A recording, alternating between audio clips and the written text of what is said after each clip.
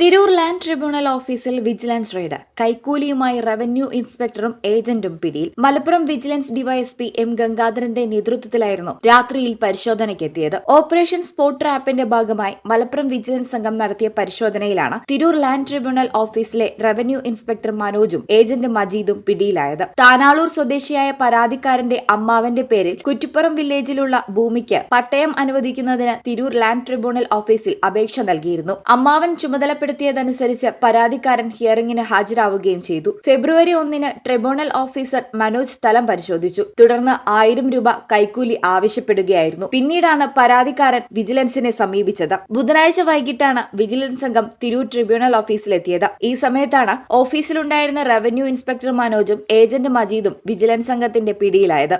ഈ ചാനൽ തിരൂർ. അൽ സലാമ high hospital road Perinthalmanna.